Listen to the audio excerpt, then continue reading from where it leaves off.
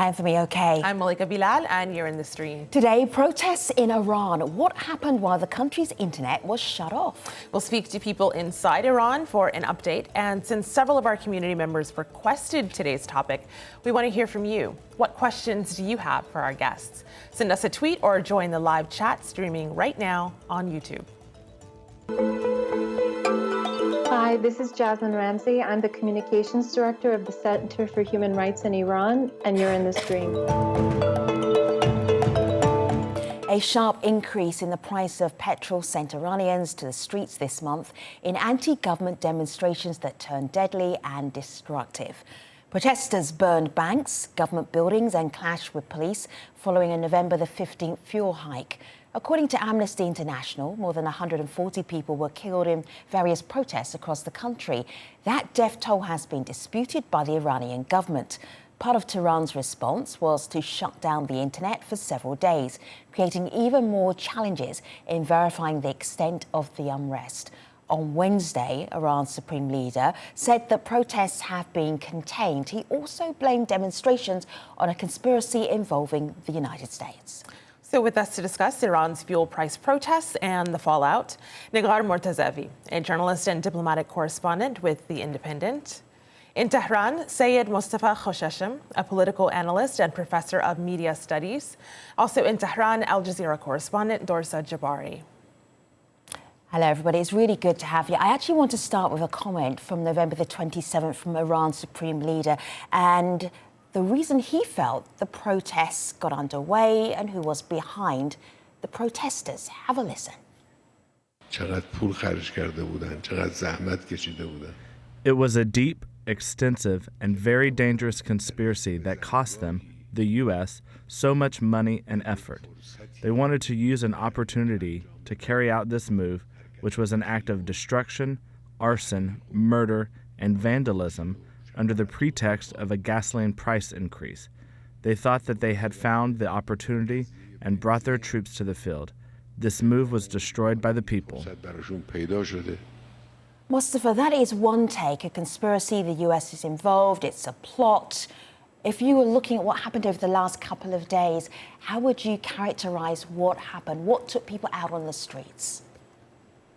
Well, hello, thanks for having me. Well, let me explain it this way, that protests are different from riots. You know, all throughout the world, when austerity plans come into effect, then people take out to the streets to express their fury and anger and their concerns. We witnessed the same all throughout Europe and in the West following the 2008 economic meltdown. We are still witnessing the yellow vests are out for economic reasons in Paris after 55 weeks. And the same happened in Iran.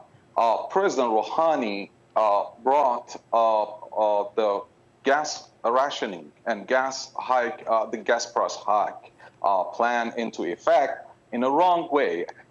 As a matter of fact, I don't think that you would find any kind of economist throughout the world that would support payment of nationwide subsidies, especially for petrol to the whole nation. But what matters here is that President Rouhani did it at the wrong time in a wrong way, actually. For exercising a state decision, you need to go through stages. First is expert studies. In this case, it's been done. And then the legitimacy of the executor of the plan, the one that implements it, it was okay. But the problem here is with the third step, that is developing public support. He took people off guard. People were surprised. Everyone was surprised. And then people took out to the streets to voice their legitimate grievances against this economic policy of President Rouhani that came by surprise. But from a certain point, as usual, the United States and a number of other, opposition forces that have admitted actually their involvement through the opposition media in, abroad in England, at least in London, there have been two TV channels that opposition members who believe in regime change, even some of them through war and force, and they've done so already. Can I just get you to pause for a moment, because you've brought up so many different issues, and I feel that we can all contribute to some of those issues. Let me just go Just let me say that they tried, as usual, the United States and a number of these regime change guys that are playing into the hand of the U.S., like the MEK, like Reza Pahlavi, the son of the former Shah, they tried to hijack the protests. And as a matter of fact, they did that through rioting. And those who held very legitimate grievances against this economic plan, when they saw their security was at stake, they got back home and appeared in pro-establishment rallies. Just put a pause for a moment, because there are several issues that you're all talking about at the same time, and I want other people to weigh in here. Dorsa, so where Mustafa started was that there are legitimate grievances, and perhaps this was not the best economic move at the time, and it could have been done better. You were reporting on these protests. How did you characterize them for us as an audience at Al Jazeera, for instance? Well, I think Mustafa's right. Initially, everybody was shocked. Imagine waking up one morning on a weekend, on Friday morning, November 15th, and finding out the price of gasoline had tripled overnight without any reason given by the government. I think people initially thought that by taking their grievances out on the streets, it would help put pressure on the government to reverse this decision. But once we heard from the Supreme Leader on that following Sunday, we knew that this decision was final. He expressed his support for the government's decision, and he said that anybody who protests and tries to destroy government buildings, he described these people as thugs and hoodlums. And then we heard within a few hours from the Intelligence Ministry, who said that the words of the Supreme Leader are final and that they will do everything they can to bring security and stability back to the country. And then the Monday of that week, we heard from the Revolutionary Guards. They also issued a similar statement saying that they are now going to go out in full force and restore order in the country. I think it's worth noting also that this protest actually didn't start in the capital. It started in Mashhad, which is one of the largest cities in the country. And that was the starting point, and then it spread to other cities in the country. But we never really saw that kind of mobilization or that kind of violence at all in the capital during the entire time. And I would say within the first 3 to 4 days, once the Revolutionary Guard and the Intelligence Ministry came into the scene and decided to prevent this from spreading, it actually went away quite quickly. And also, the most important thing, I think, was the internet shutting off within 24 hours that these riots broke out. By Saturday evening, we started noticing that our mobile phones no longer had internet. And then everything slowed down, and by the evening, it was an all-out blackout in the country. And that is something that's very rare. It hasn't happened here before. And it was a very, very specific decision that was made. It wasn't just made by the information minister or the interior ministry. It was made by a specific organization that is called the Supreme National Security Committee. And they are tasked with serious issues, making very important decisions. It's headed by the president, Hassan Rouhani, as well as the head of the judiciary and the Speaker of Parliament.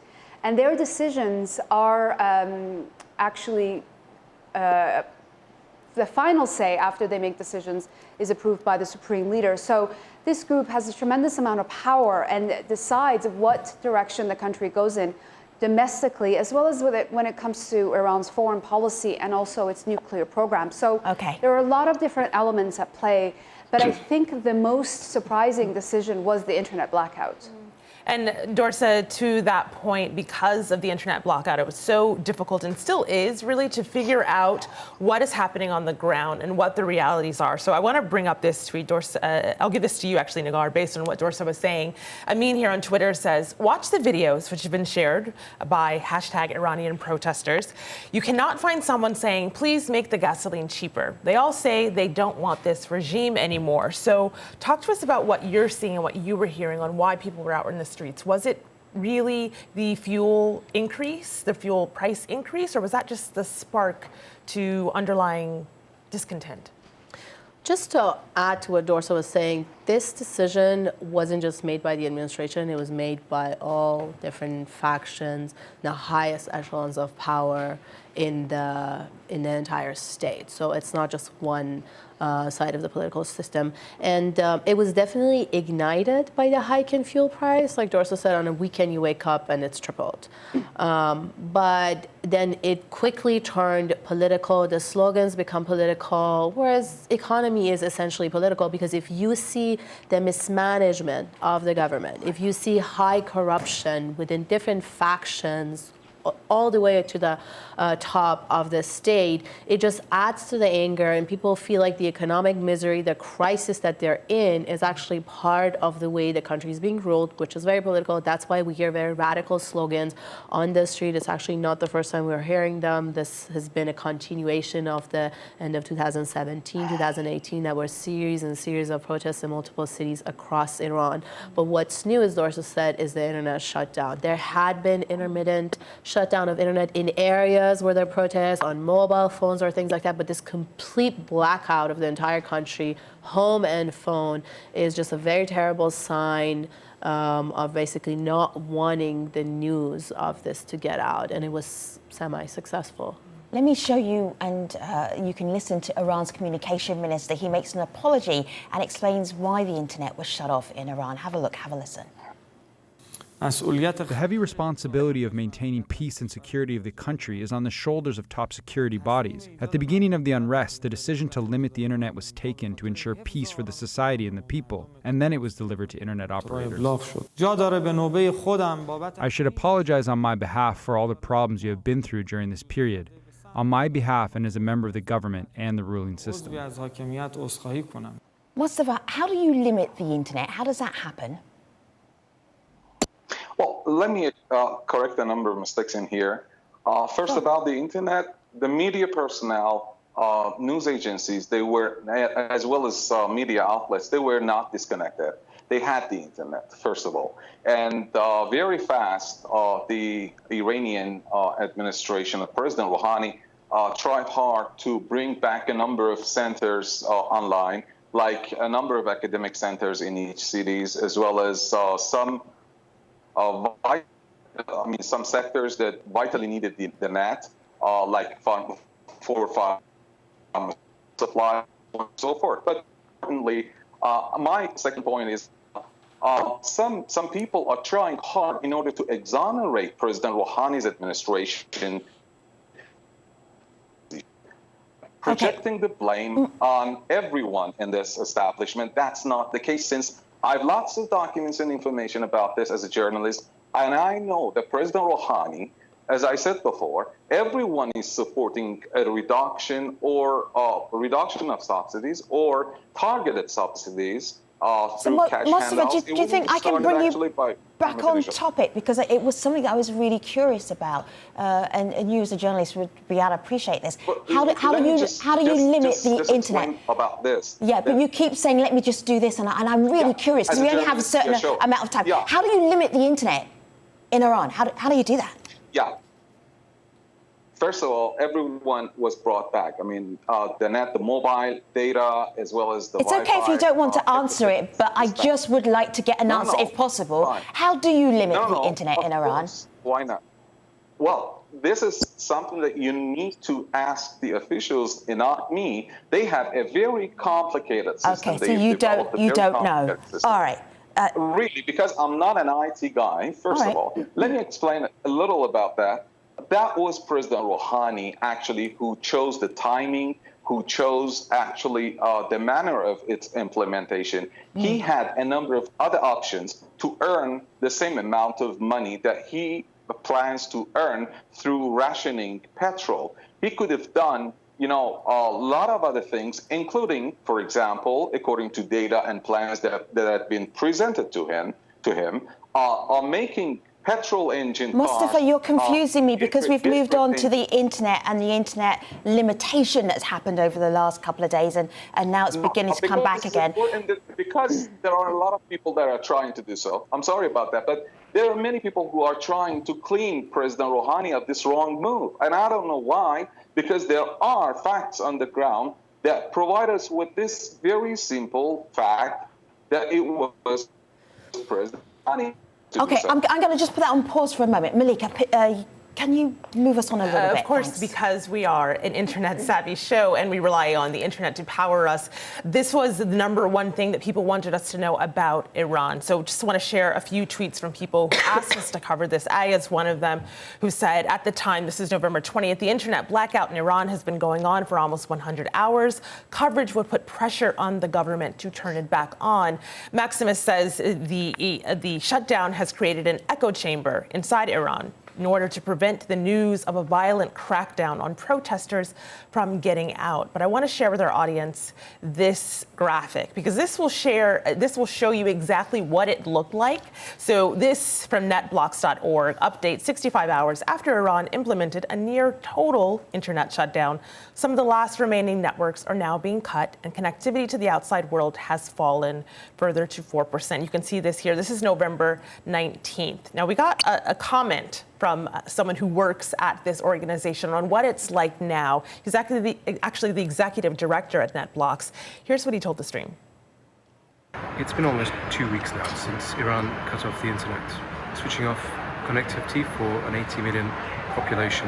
It's been a very serious incident, both technically and socially. We've seen through our observatory at NetBlocks that the government has used multiple techniques to switch people off. You see filtering, you see total shutdowns, and this is still carrying on at some scale throughout parts of the country. We've seen parts of the capital come online, but mobile connectivity has been really low. So really it's about trying to silence people and limit information and how that information reaches the outside world. Iran is highly dependent on technology and on the internet, so there is pressure to bring it back on, but that's balanced against the authorities' needs to suppress these protests. So Nagar, I know that you had some connectivity. You were able to connect to some of your family and friends back in Iran, but what does this mean on a wider scale? What did the shutdown mean for people in the first place? Well, we heard from people inside Iran saying it feels like they're suffocated, it feels like they're in prison, it feels like they're screaming but nobody can hear them, and it went on for quite a long time. I mean, we can talk about the economics behind the fuel high price forever, but that's not what the story is anymore. It moved way beyond that. Everyone within the administration is in agreement that that was the wrong move at the wrong time. But then what happened during these protests, I mean, some comparisons were made with austerity measures in other countries and protests, but you have over 140 people dead, as Amnesty International has put the death toll right now, probably even higher. Very violent. Thousands of people have been arrested. 7,000 people, one member of parliament has said, that have been arrested. And just from the very small number of images, videos, and photos that have come out, we see very brutal crackdown. In some instances, security forces directly shooting at protesters, or just violence happening in addition to all the vandalism that went on and the anger that was on the street. But this number of deaths and this much crackdown in just 1 week is very, even unprecedented in Iran. Dorsa, I'm just looking at some of the reporting that you did for us on Al Jazeera, and it's quite difficult that blackout time when we couldn't necessarily see the videos. All the videos are now popping up, and then we have to work out which ones we can verify, which ones we can't. But in that time, what can you tell us happened in that time when we had limited access to what was happening in Iran? Well, it was very difficult for us to even do our jobs in those circumstances. Not only did we have limited internet access, we were restricted in our movements as well. They say in those circumstances it's for our own security. And we really choose not to venture too far away from the office because we don't know what the restrictions are at any given moment. So we mainly stay within our offices and rely on state television and other official news channels to do the reporting. And since we can't really verify any of the events, the protests or the riots, we try to find a balance in between what we hear from the official channels here and what we hear from those unofficial channels outside of Iran, where people send their alleged firsthand accounts of what happens at these protests and riots. So we try to present both sides and figure out sort of a happy medium, if you will, in the middle somewhere. But really, it's very, very difficult. It's hard for anybody to verify these videos at any given moment anywhere in the world. I think that's just a given, the nature of social media. There were images that were allegedly from, 5 years ago, from 10 years ago, rioting that took place in the past. There were allegations that some of the social media footage was coming from Iraq, the protests there. Again, it's very difficult for us to verify that kind of information. All we can do is really try and present a picture of what is happening where we are, and that is the capital. And we spoke to people in the streets on a few occasions during that first week, just to get their opinion about what they thought, how this price hike would affect their daily life. Sure. And I think it was interesting that we heard from the president, Hassan Rouhani, on that Sunday about the reason he gave for doing this. And he even acknowledged that it was a very difficult decision for his government, but given the sanctions that this country finds itself under, they didn't have a choice. They had to do something because they were going to run out of money.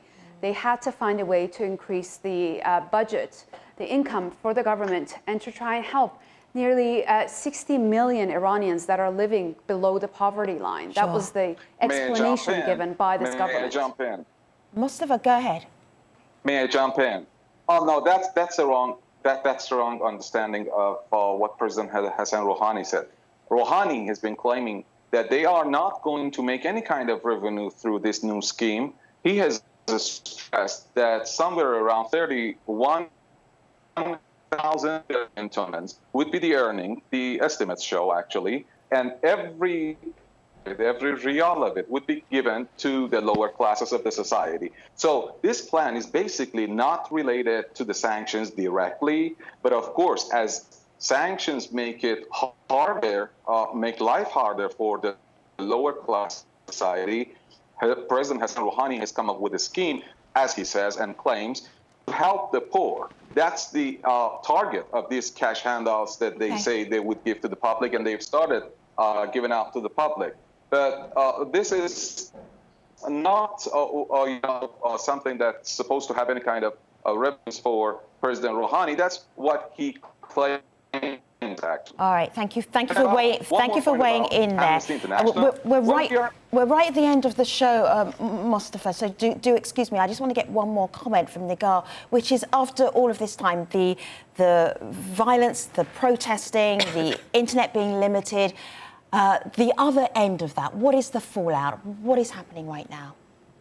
Well, it seems like the actual unrest has been wrapped up, is going to be wrapped up with the crackdown that we see, but the grievances are not going away. This is something that we saw 2 years ago last year, and it's probably going to continue if the economic situation doesn't change, if the political situation, the corruption, the mismanagement, and also the economic sanctions from the outside, none of this changes. These grievances are not going to go away, and people are probably just going to be more angry.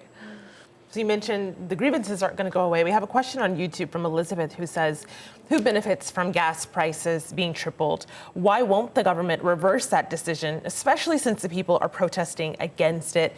Do you actually think the government will reverse that decision? Can they? Because this is something that other world bodies had been asking for, recommending that they put this into place. IMF, economists, even environmentalists, and it's still subsidized. The hike price is also still subsidized, but I don't think it's going to change. The government has promised to take the money that they were going to save from the subsidies and then hand it as cash handouts, part of it, to the lower income parts of the society. Apparently some of that has already started to millions of Iranian families, but I don't think it's going to translate to the actual number that people are going to lose with the tripling of the price.